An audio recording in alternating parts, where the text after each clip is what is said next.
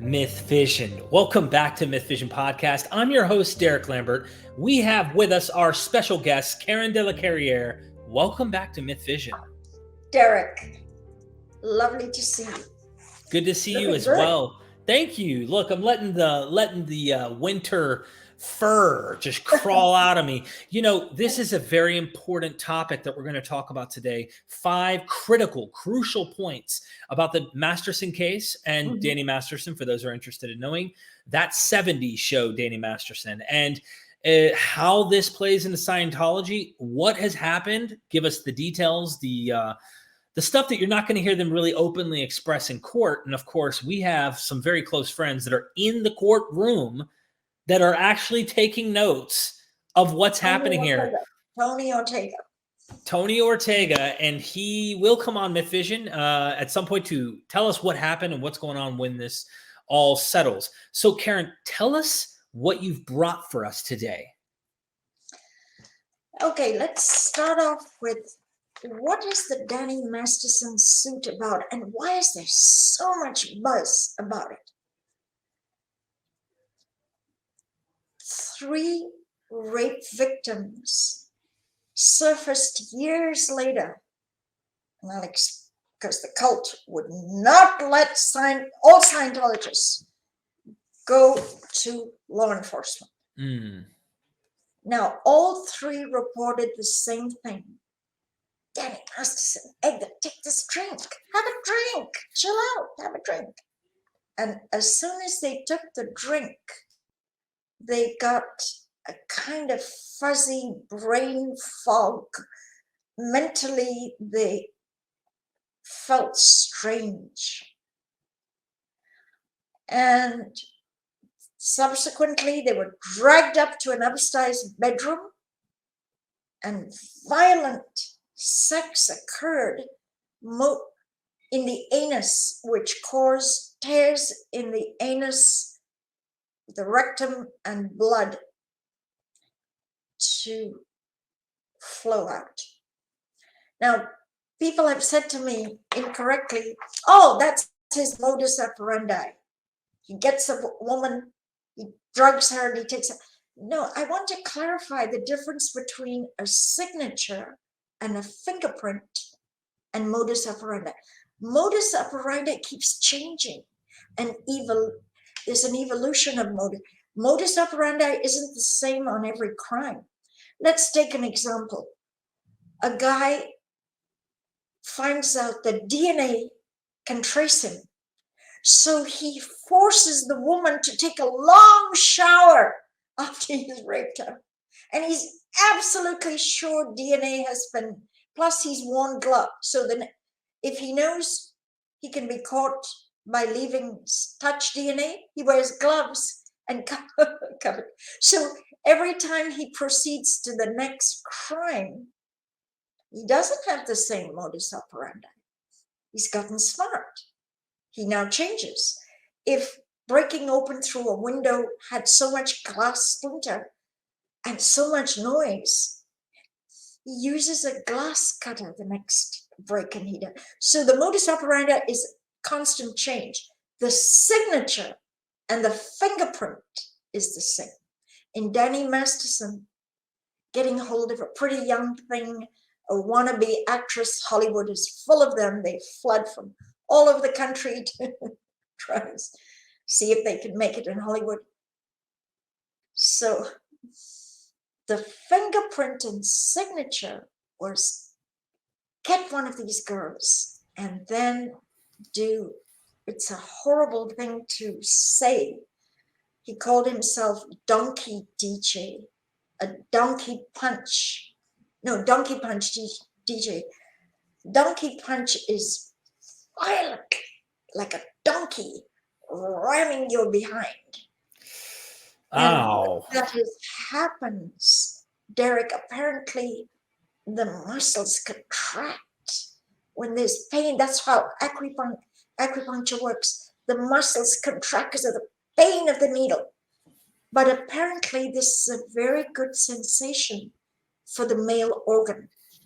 Contracting like that gives this So sensation. If I may, so Danny, so according to what is going on here, it seems like he has this fetish that Yes. he has to fulfill, Mm. and he's drugging women. Just to wrap, like what you just said in a nutshell, is he has, instead of just communicating with a female about, hey, are you into rough stuff or whatever, he has to drug them, rape them, and then has the support of the cult, I suspect, as we're leading there, to defend and protect its members, and not just any member. Remember, you've taught us so well about Tom Cruise, Karen. They make sure that their gods are taken care of. And if there's somebody like a celebrity, as L. Ron Hubbard says in his policies, you better make sure that you take extra care of these people. You got it. You got it. You nailed it. Mm. So, Danny Masterson was in the cult 40 years. The cult which claims high spiritual ethics, high spiritual morality, and claims that if you don't have it, the e-meter will detect it and cathartically get it out of you and make you a better human being. Give us the cash to correct your evil ways. 40 years in the cult. And the cult didn't know he was doing all this? This is what I was just about to ask you this. And this is your opinion. I mean, it's not based off no data, but this is your opinion. But I'd like to get your opinion on this, Karen. Do you think Danny Masterson's, this fetish of his, do you think it's been documented by the Scientologists? Do you think that they've actually got it documented somewhere, but because of this case, it's burned the files, and the ones that may need to be kept at the end of the day are probably buried underground in a deep vault somewhere by, you know how he thinks. So, do you think they know about this? Like, without a doubt, they know. This is a snitching culture. This is everybody tattle on everyone. Wow. And the fact that others, there are loads of what's called knowledge reports sitting right there. Loads of them. People report. People said, she said to me that she couldn't even walk the next day. Her butt was so painful. She couldn't use her butt for natural human, the calls of nature. Wow. It's that painful. You can't expel what the body needs to. But here's the thing. You mentioned a fetish.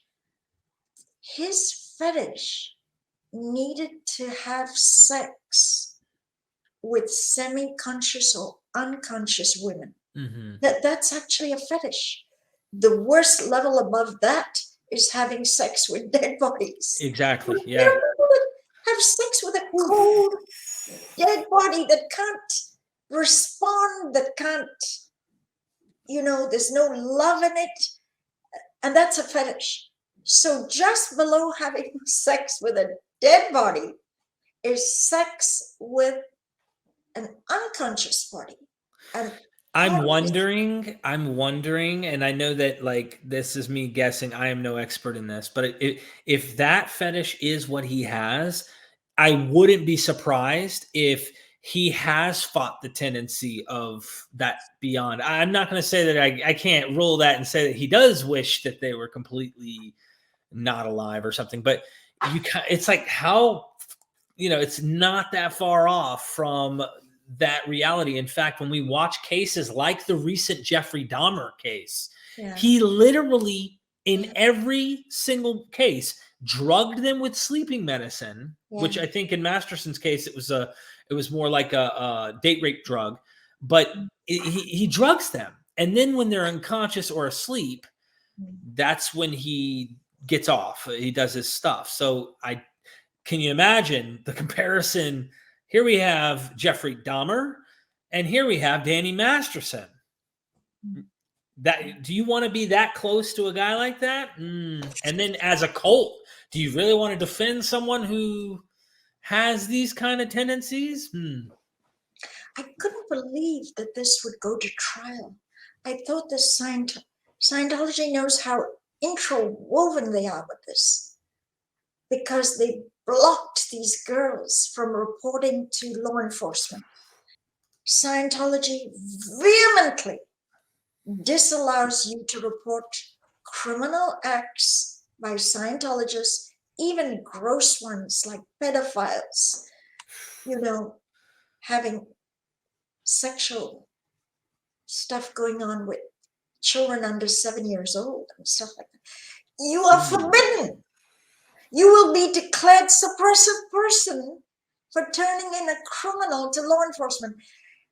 Scientologists they're trying to deny this daily, but it's in their L. Ron Hubbard list of suppressive acts. A suppressive act, if you do that, you can be cut off from your family, friends, tossed out into the wilderness. And it's in the list of suppressive acts. You cannot report. All crimes must be handled internally. That's Scientology. Now, all these girls, some of these rapes were 20 years ago, and that, or less, maybe 18 years. But because of the time frame, we're coming to point number 2 of the 5 critical points. And many people don't know this. 2 of the 3 victims who very explicitly told about the forced sex and the pain and the bleeding, 2 of the 3 have to be found credible, and Danny has to be found guilty. If only one was found credible and the other 2 were not, he gets off scot-free because of the statute of limitations. So 2 of the 3 must be found. 2 of the 3 accusations, the jury must come back guilty. If it's 3 of the 3, wonderful.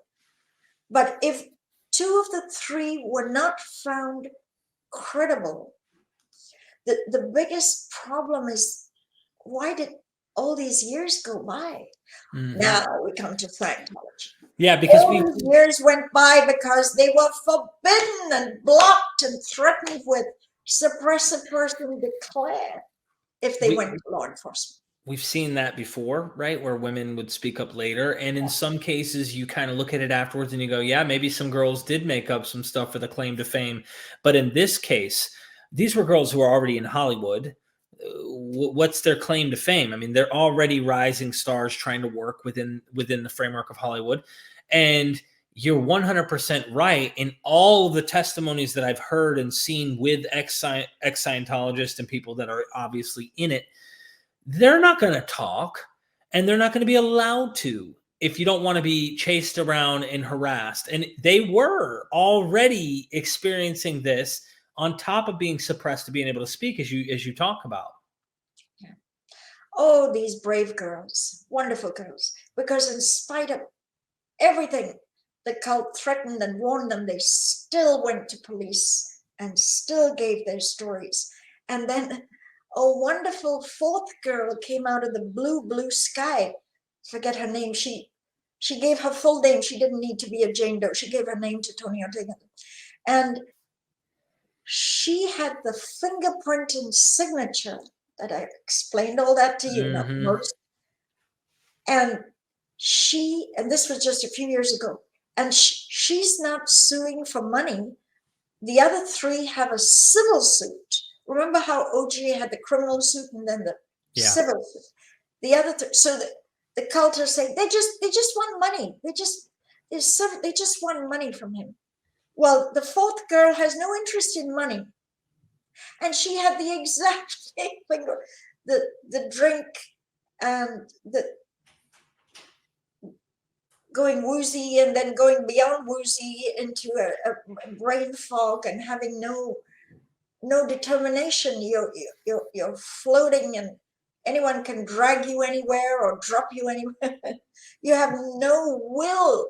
Your will is gone with the big trade crowd.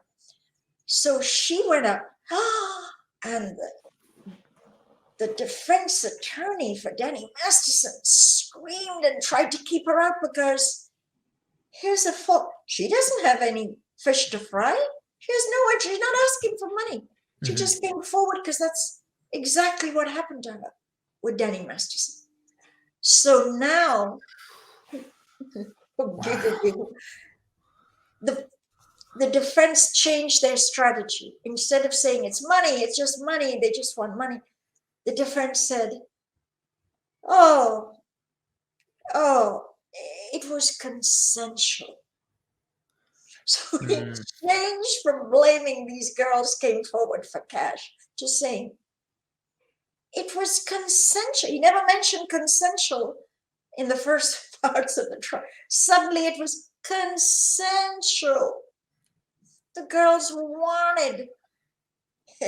I'm curious to know how that would work against him, number one, and how they thought that would work for them. Because in my mind, you went from to the point where they're bleeding. I mean, if this is the way they detailed their testimony, sex. Right, and they're drugged, like we're consensually drugged and, according to the narrative, unconscious while these deeds or acts are taking place on us, coercing his will upon their lack of will. And yet this is consensual. I'm curious to know how a defense case could win something like that. I just don't know how that would be. You know what I mean? Well, it baffles us because they didn't come out with a verdict. They came out just before the Thanksgiving thing to say they couldn't. Now, we don't know if it was one holdout, 11-1. We don't know. It has to be all 12 in agreement. So we thought, oh my God, because the judge kept saying this will be done by the 18th of whatever she predicted before Thanksgiving, and they couldn't agree. And we were thinking, what? After these girls wept on the stand and told the story explicitly, they couldn't act like that. It was painful to.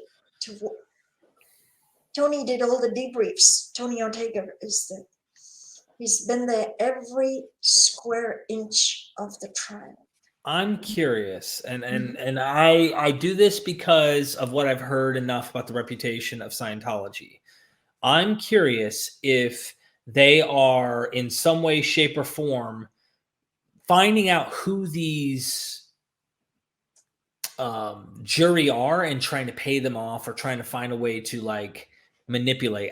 Just because they've been known, this has been a track record of theirs to manipulate illegal stuff with the FBI back in the day, or the CIA, I can't remember, to the notion of, you know, people that they harass or try to silence in any way, shape, or form that they can. It makes me wonder if they're trying to find, I don't know. I'm a little bit conspiracy theorist on this, because unless they can't know.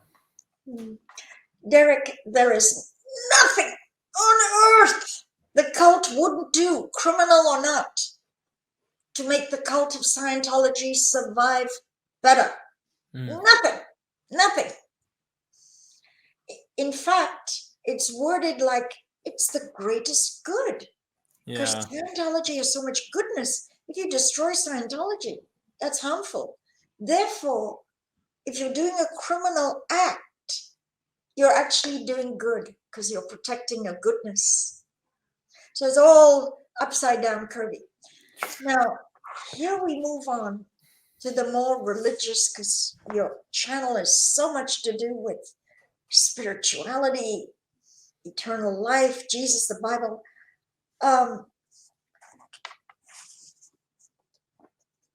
The Scientology cult made the girls believe, one after another, this was a signature, a fingerprint of the cult, that they themselves were to blame, not Danny Masterson.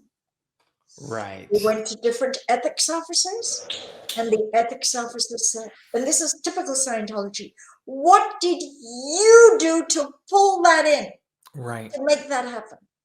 This is a big Scientology doctrine. Now, I understand the concept of taking responsibility for your own actions. But Derek, in all these academics and professors and high guys of wisdom that talk to you and enhance your channel, do you get doctrines where if evil is done to you, in fact, in Scientology, they subject them to ask, who did you rape in an earlier life? Right? Who did you rape? You're only getting raped because you did it. Now, give me a little blurb about your high wisdom academics that I admire. I listen to here and there. I listen to little nuggets of wisdom. Is there, in doctrines of other religions, point the finger right back? You were raped. Did you wear really short skirts and flirt with him before he took you upstairs to the bedroom? Write up all your crimes in the area of sex to find out why this happened to you. This is the cult of Scientology. Right. Can you talk on that? Yeah, so a couple things. There are things that get interpreted that way. There are places where the woman sinned in the garden, not the man. And this is in the New Testament. So when sexual sins or things happen, ultimately, who ate that apple first? The woman, depending on who's reading this text and how they interpret these things. But it's kind of funny that you led the way that you did, because I recently interviewed an escapee, if you will. She didn't have to literally escape that way, but with her life, she was raised and grew up in this specific Reformed Christian cult. And I call it a cult because in the same cult, Vice did a deep dive interviewing and going into some of the members of the church.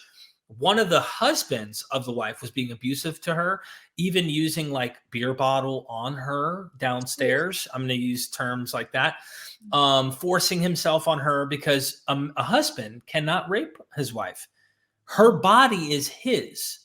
So he's allowed to do with her whatever he wants, and she's supposed to comply. Well, when this wife in Christian religion? No, not all. This is a specific cult. Like most Christians are like, no, but there are certain types of very fundamentalist type of groups that are cult-like. And in those, this is how they see it, because the man is the head over the woman's body and she is his. And so they interpret this and they take it so far that, like, you better listen to what he has to say and do what he tells you to do.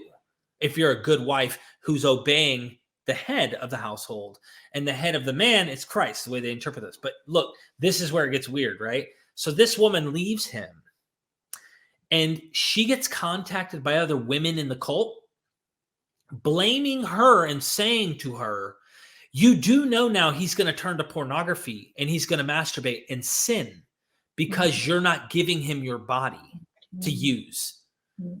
That's how they saw it in the cult. Now, someone on the outside is going to go, are you nuts? What is wrong with you? He's physically assaulting her. He's hurting her. She doesn't want to tonight. He forces himself on her. She doesn't want to one of these nights. She's tired. She's been taking care of the kids all day. She's worn out. She's worked around that. That doesn't matter. He forces himself on her. You're supposed to take it. And the women in the cult are blaming her for him possibly turning to other forms of ways of getting off. That's an analogy. It's just one. I'm certain there are many more, but it's what came to mind when you gave this point. What's so strange is that they're finding a way to make reincarnation the excuse. They're like, the weirdest thing that Scientology is doing is trying to like say, you know what? The reason you were raped is because you must have raped someone before. And so don't you see you're the one to blame? And it's another form of you ate the fruit. It's another form of it's your fault because you ate the fruit. Don't blame him. Yeah. Oh, that explained a lot. I can see how it's a backflip. It twisted around too. Now, I had a couple of reporters reporters call me all the time, sometimes just to corroborate the data. I had 2 reporters call me and say, Karen, is it true that Scientology says there is no such thing as rape? And I thought, wow, of all the things, first of all, Hubbard did not say it. It's not in the doctrines. However, the ethics officers are loosey-goosey. They can, these are little judges on your morality and ethics. And it's true, ethics officers did say to these Jane Does, you're a girlfriend. There's no such thing as rape. You were having intercourse with him frequently. Mm-hmm. Rape is just, and this all came up in court, and it struck reporters enough. I want to tell you something.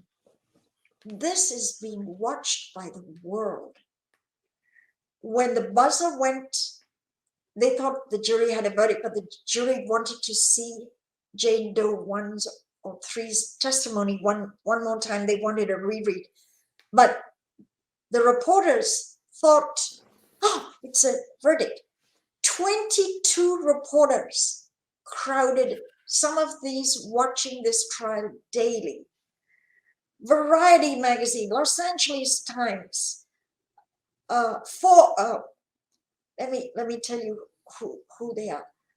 All the major newspapers, New York Times, Rolling Stone,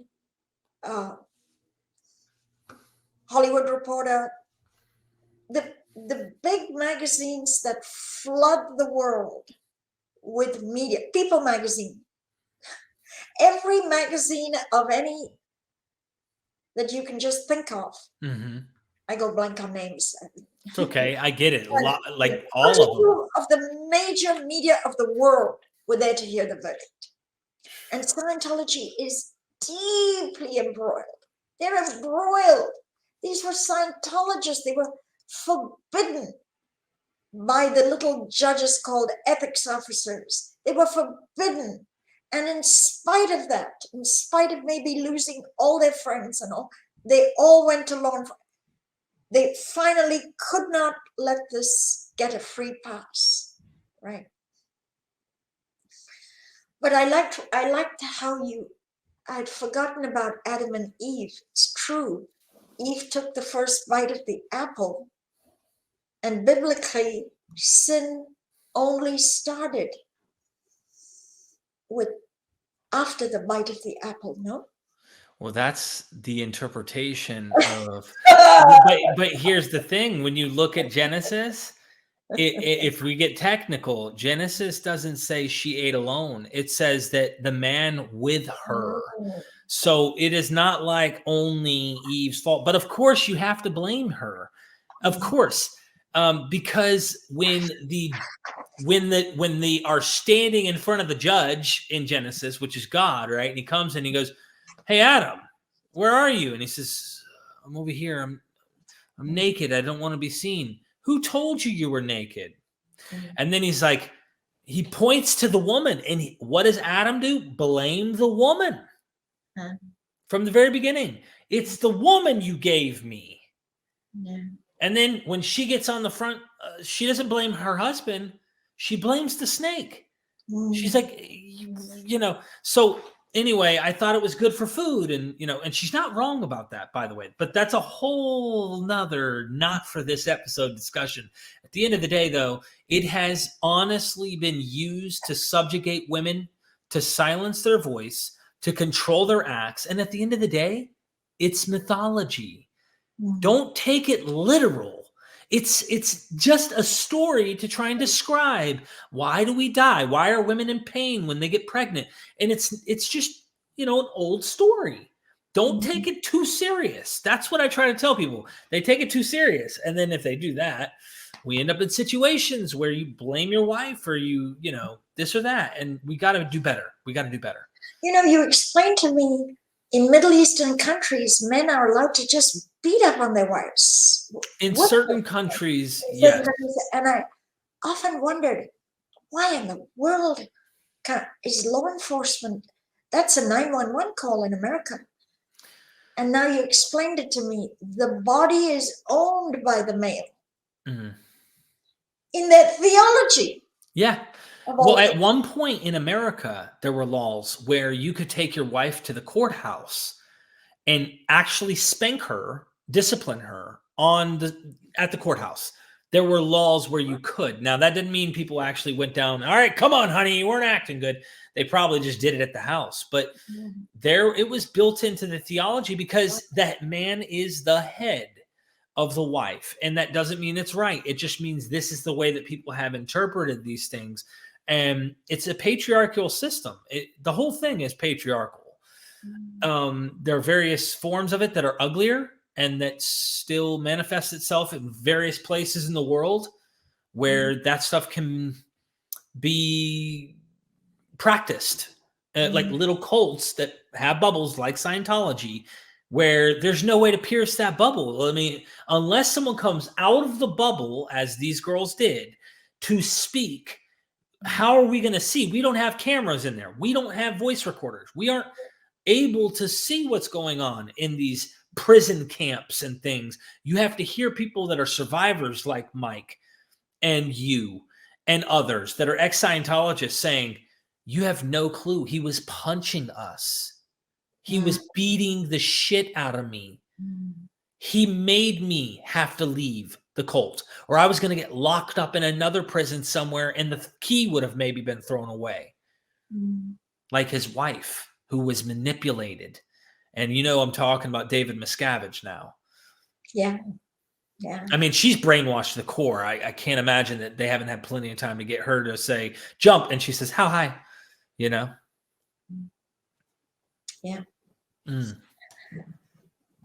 Just to show you how entangled the Danny Masterson lawsuit is with Scientology was this whole flare-up of Lisa Marie Presley, the daughter of Elvis Presley.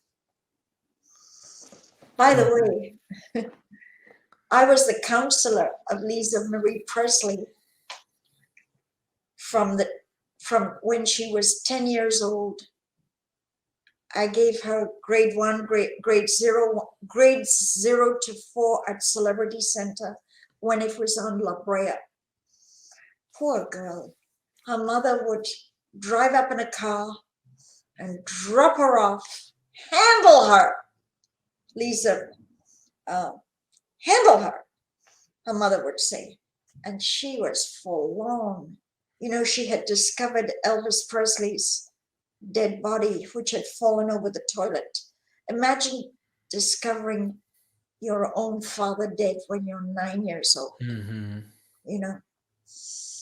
Oh, poor baby. She was a lovely child. She was forced or coerced because her mother said, you are to do this. So every day she was dropped off. Priscilla really believed in it all. Anyway, wow. So Lisa Marie Presley, not to go off on a tributary, was used by the cult of Scientology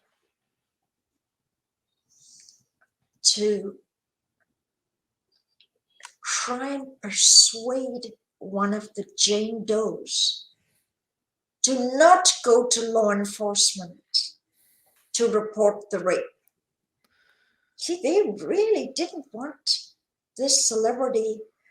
We wonder, why would Scientology jeopardize it? They'll lie, cheat, steal, do homicide. They'll do anything to protect themselves. Why would they protect Danny? It doesn't make sense. Well, one of the theories I will tell you is Danny has wealthy relatives. He has just cousins and uncles and aunts and in-laws by the gazoo, and they're all high rollers in the cult. Really? This is a whole network of, they're patron meritorious and patron glorious and oh, all these names that they've invented to give you the status depending how much money you've given the cult. So these relatives are all embedded in the, if they expelled Danny or kicked him out, they could theoretically lose, and money's getting tight for them, they could lose a lot of fabulous, meritorious, platinumous. Yeah, their connection to the cult is based on his celebrity status in a sense too. Yeah. And you kind of wonder about the reverse happening. Like if they end up kicking him out because they don't want to be too close to the fire, Danny might turn and go, you know what? I got screwed over by my family and it's time to just speak out, and everyone turned against me. You want to hear some stuff? I bet you he has some stuff he could say. I'm pretty sure that any celebrity has some things that they could say. Leah did. I know for a fact Tom would, so imagine what Masterson has. And you kind of wonder, but yeah, I think you're right. They've got something to lose big time in clout within Scientology. But day after day after day, Scientology, not being allowed to report to law enforcement is watching all this. There were several police officers that testified. Did you know? No. They had detectives on the On behalf of the girls?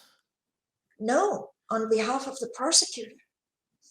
Like they were on the side of the girls. On the side of the girls. Okay. Right, exactly. Because these girls went to them and gave the story. So they were there testifying on all of this. Wow.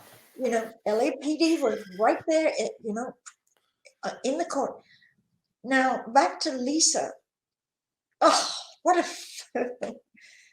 they dragged money out of her when she inherited, when Elvis Presley Enterprises, gobs of money was made on his Memphis, Tennessee, Graceland.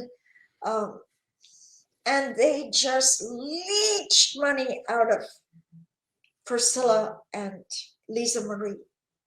And Lisa Marie is a textbook poster child of how Scientology fails. She went back on drugs numerous times. She had done Purif numerous times. She had all this auditing, and then she slowly started saying, she made it quite clear that she was departing Scientology. She did something, and then she did a song, "You Ain't Seen Nothing Yet," meaning you ain't seen nothing yet of what I'm going to do to Scientology. And let me jump in and tell you one more incredulous thing that Lisa Marie, good girl, what a whistleblower. She called up Kim Masterson of the Los Angeles Times. He's retired now, but he had 2 Pulitzer Prizes. He was a great, great reporter. And Lisa Marie was talking almost daily to David Miscavige's father, Ron Miscavige, whom you've had on your channel. Didn't you have Ron Miscavige on your channel? Yes, and he was an amazing guest. I tell you, the Church of Scientology is one of the most clever, toxic organizations probably that's ever existed. Well, Lisa and Ron Miscavige were buddies, good friends. And Lisa would talk to him constantly. And when the cult put in 2 hired guns to tail him everywhere in Wisconsin, and one day some neighbors reported suspicious vehicles hovering around Ron Miscavige's home. The police department went there, they opened the trunk, and there was an arsenal of firearms, but one was highly suspicious. What's the name of a gun which is muzzled so you don't hear the sound? Like a silencer? Silencer. Yeah. Jesus. Why can't I remember? I'm not in the gun world. I could hardly tell you a revolver from a shotgun. I don't know. I It's all really right. have not, I've never had anything. So they're looking at this arsenal and they see a silencer. That's in a police officer's mind. Red alarms go off. Why would you need to drive around with a silencer? Why? Yeah. Why? So next thing is Lisa Marie is chatting with Ron Miscavige, the father of the dictator of Scientology, David Miscavige. And he tells the whole story. He said, they've been stalking me for years. These were two police officers who were siphoned off from being police officers and paid $10,000 a week of taxpayer-free money to stalk Ron Miscavige. He may have even told you the story on interviewed him. I don't know. Yeah, he did. But Lisa heard the whole story from the horse's mouth, and she calls Kim Christensen of the Los Angeles Times. And the Los Angeles Times breaks the story of the cult of Scientology paying ex-police officers $10,000 a week. The dictator of Scientology is paying for his own father to be stalked, to have his garbage emptied daily to see what he threw out in the garbage in case there's notes, to tap his phone line, to get his phone records illegally. And that used to happen several years ago. I think phone lines have been tightened up on security now, but everything. And Kim Christensen gets the media of the world to copycat his story. They give him credit. They say, this was from Kim Christensen of the Los Angeles. But media all over the world, again, the media have been talking about Daily Mail, Hollywood Reporter, on and on and on. All the Hollywood paper, TMZ, I think, even reported. Anyway, that was a Lisa McPherson leak. This was a girl. I'm talking about Scientology theology falling on its head. This was a girl they had since 9 years old. I know or since 10 years old, because her mother would drop her off at Celebrity Center when it was on La Brea. And I was in class 12, I was senior CS. They said, oh, she's Elvis Presley's daughter, Karen de la Carriere. I was called Karen Jench then because I was married to the president of the Church of Scientology International, Heba Jench. So my name was Karen Jench. So Karen has to audit Lisa Marie. So there it was. And 15, 20 years later, Lisa is turning in the story of this to the Los Angeles Times, which 50 other newspapers copycatted, because it's a sensational story. Right. When the dictator of Scientology is paying hard cash, high dollar, for his own father to be stalked with an arsenal of guns and a silencer. Wow. So this is good. The audience need to get a little nuggets of this and that. I've never talked about this on the web, ever. This is not an old story. So I don't think I've ever talked about that I was the counselor for Lisa Marie. I don't think I've ever mentioned that. Nope. I don't try to necessarily brag of the celebrities I've audited, but this is relevant to show that Lisa, good old Lisa, hey, salutations, Lisa, you will remember me. You poor girl in the auditing chair, feeling miserable. Couldn't. She was happy when it was done for the day. She could run out, and her mother would swoop up in a big fancy. And Lisa would jump in the car and be gone till the next day. Wow. Anyway, why did I give you so much about Lisa Marie? It's she was persuaded by the cult of Scientology to persuade and influence. In this day and age, we talk of influencers. One of the Jane Doe to not report the rape, the violent coerced sex in the anus causing enormous pain and bleeding. One of the ones that are in the court right now? They all had the same signature. The signature was violent donkey punch rape. And when they woke up, the blood was all over. Lisa Marie tried to persuade one of these 3 Jane Does. I'm not following the case that much that I can know whether it was Jane Doe 1, 2, 3. And Lisa subsequently apologized to the rape victim for having tried to influence her. First, she influenced her. And then meaning first she said, don't go out, don't talk to LAPD, do not go to the cops, do not turn on Scientology. And she's an influencer. It's like looking up to someone you admire because there's someone who's the daughter of Elvis Presley.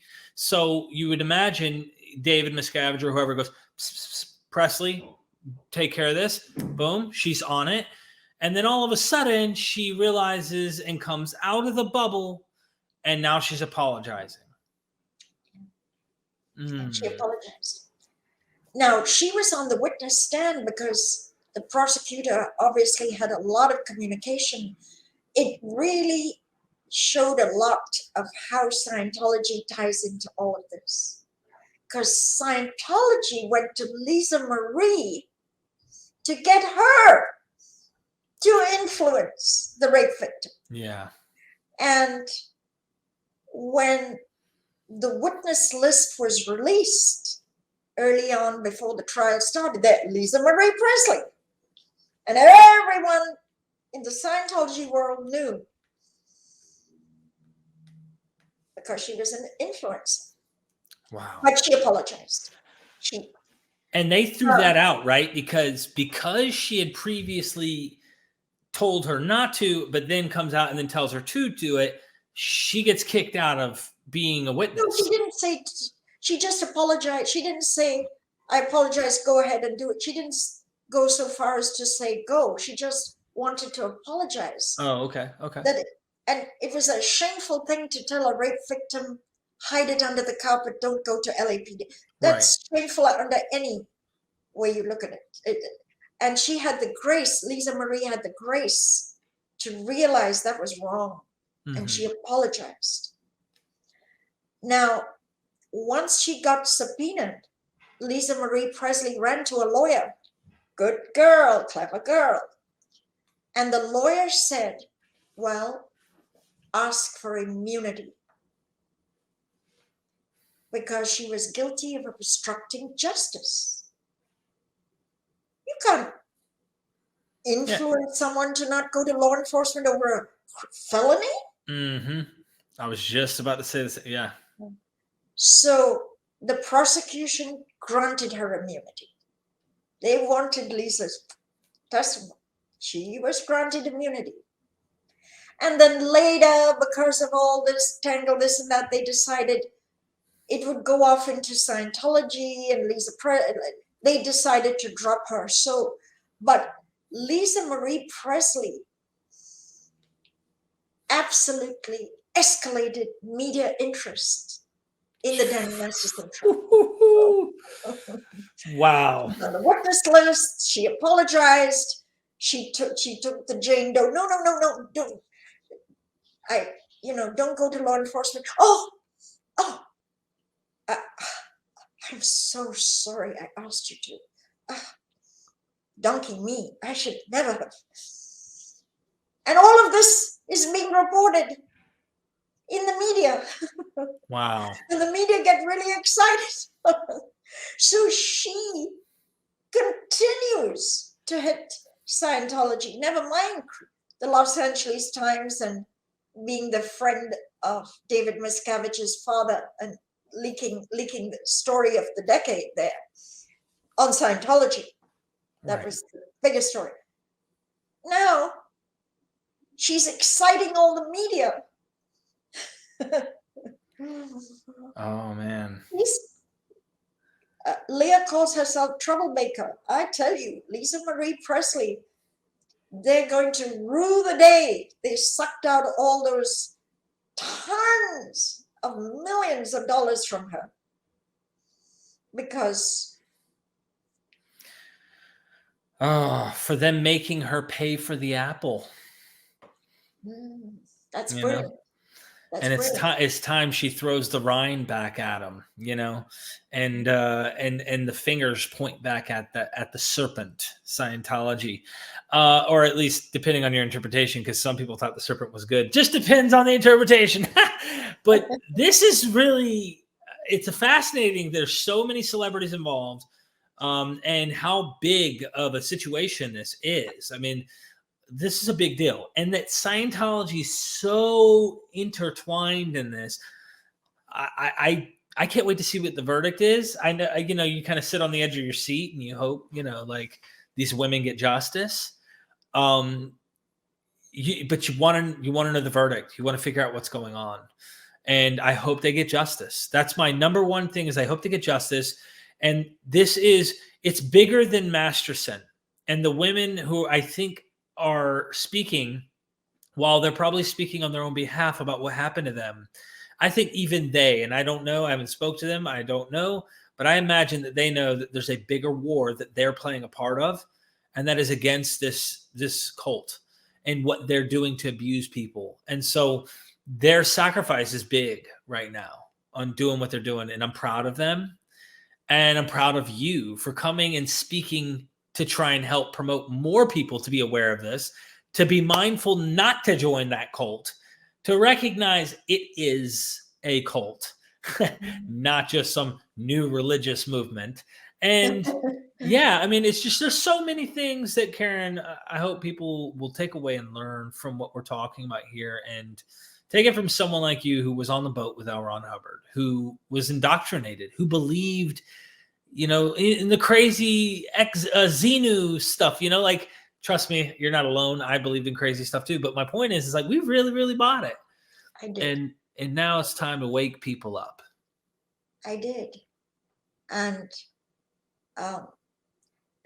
something made me a little happy, just to end off here. Thank you, Derek. That was good.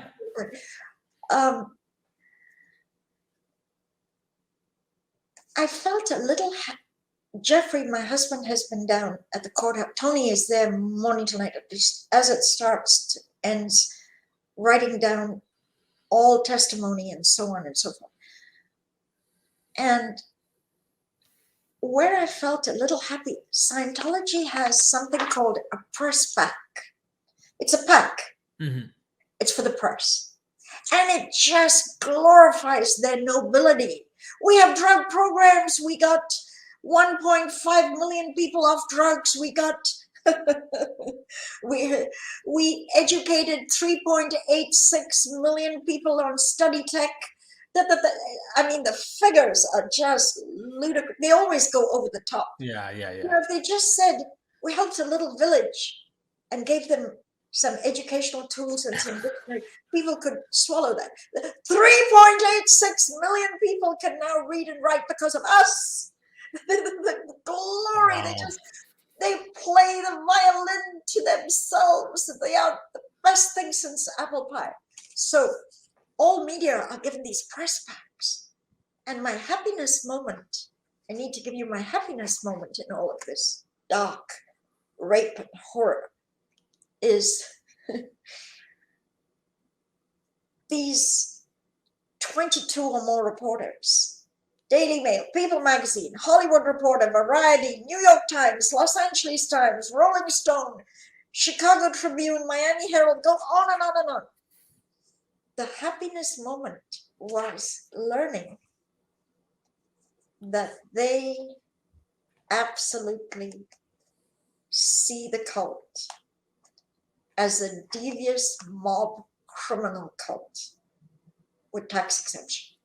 They do not believe for 1 second in the press facts of the glory and nobility of the cult of Scientology.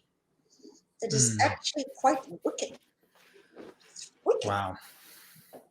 So only seeing all the media journalists together and being able to chit-chat and exchange, you find out, you know, journalists can be cynical. Right. And they can sort of, but this is a belief that the media have, that this is a mob criminal cult. Interesting, huh? That gave me a happiness moment. Yeah, that, I mean, with that press box, you know. I'm definitely glad that they're paying attention and they see it. And I hope that the judge does, and I hope that more people do. That's our whole goal.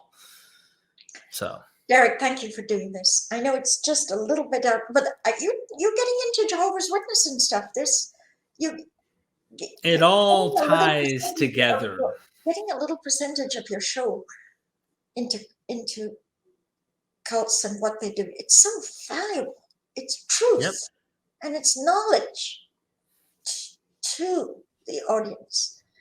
And long after I'm dead and gone and you're dead and gone, it's forever on YouTube. That's true. It'll never come down. Okay, Derek, I love you. Take care. Love you too. Bye-bye, and everybody, everybody. subscribe to her YouTube channel. Go show her some love. Surviving Scientology. She got a bunch of videos. She continues to teach more people, educated them. There's a lot of past interviews I've done with her. And never forget, we are MythVision. Bye. Ladies and gentlemen, we actually caught breaking news. As soon as we stopped recording, the news was in on the Masterson case so far. Karen, what did we discover? Oh my goodness. Jury is deadlocked. When a jury deadlocks, the government get an automatic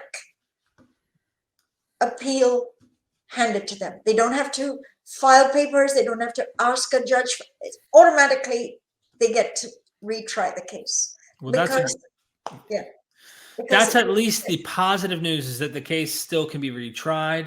Oh, they've already set a date. It's being retried in March. Good.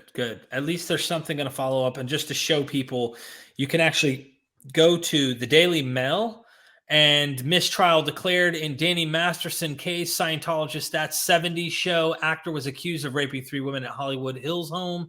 And then down here, just to give you an idea, Judge Olmedo then called in the jury, and the Mail foreman confirmed to her that they were deadlocked and there was no more information the court could provide that would change their position. She asked him how many ballots the jurors took, and he told her they took 4 Wednesday and 3 Tuesday. And the judge also asked the foreman how jurors voted. He told her that on account 1, the forcible rape of Jane Doe 1, the vote was 2 for guilty and 10 for acquittal. On count 2, the forcible rape of Jane Doe 2, the vote was 4 for guilty, 8 for acquittal. And on 3, the forcible rape of Jane Doe 3, the vote was 5 for guilty and 7 for acquittal, telling the court that the jury was hopelessly deadlocked. Judge Olmedo added, "I am declaring a mistrial." The judge scheduled March 6, 2023 for another hearing, and March 27 for Masterson to stand trial for a second time. Stay tuned. You know, Derek, what happened to the Me Too movement? There was a whole swell of women joining together in solidarity on Me Too. Mm-hmm. Yet, Taryn, the daughter of Mike Rinder, continuously, just sickeningly, makes videos and keeps calling out her own father. Scientology is pushing her, of course. She's doing this for OSA. A wife beater, a rapist, and she joined the Me Too movement thinking she would get some traction. However, Taryn, if she was sincere about the Me Too, what about these raped women? Where is the Me Too movement? It's just, oh, jeez, I'm stunned. I'm really, I was way off. It just shows how we view things from our own lens. Yep. But I do hope the very explicit descriptions we gave earlier in the video of the drugging and the bleeding and the, you know, donkey punches, I hope that the people audience will get a wider picture than a Hollywood jury. Yeah. Me too. This was just a Hollywood jury. Well, till next time, Karen. Let's keep it up. And we'll do in March when it's, yeah, of course, but we'll be together before March. Yeah. Thank you, sweetheart. Bye-bye. Thank you.